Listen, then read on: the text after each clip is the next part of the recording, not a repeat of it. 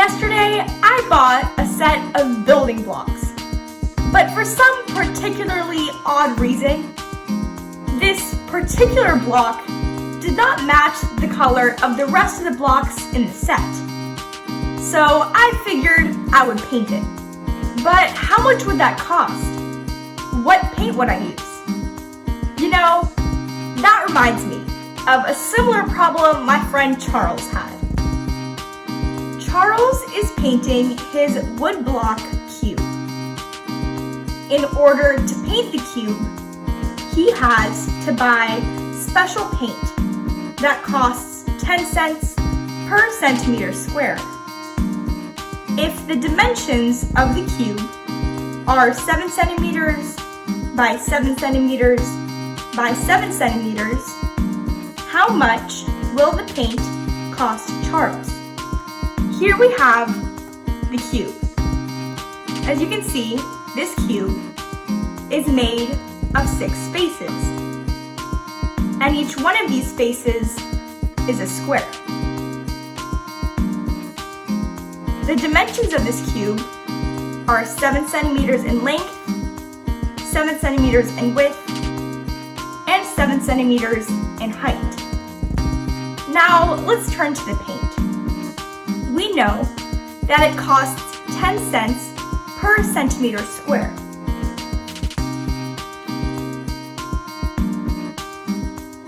This square has an area of 1 centimeter square. That is because the length is 1 centimeter and the width is 1 centimeter. Since area can be found by multiplying the length times the width, we can multiply these two values and see that this has an area of 1 centimeter square, which we know would cost Charles 10 cents. Now that we know the region and how much this region would cost Charles, we have to find how much it would cost Charles to paint his entire woodblock cube.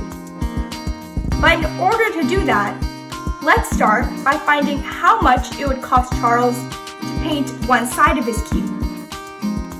Since one side of his cube is a square, we can start there. This is a square, which is one side of Charles's woodblock cube.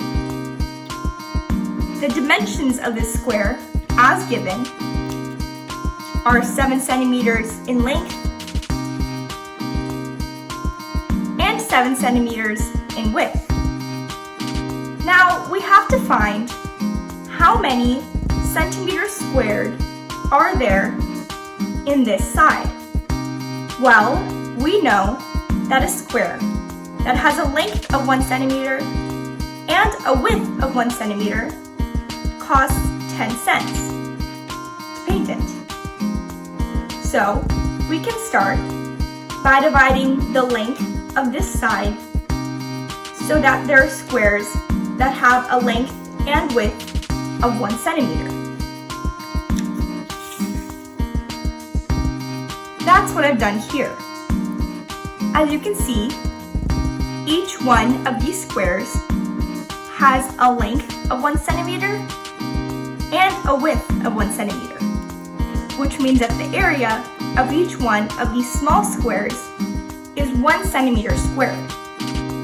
In other words, to paint each one of these small squares, it would cost 10 cents.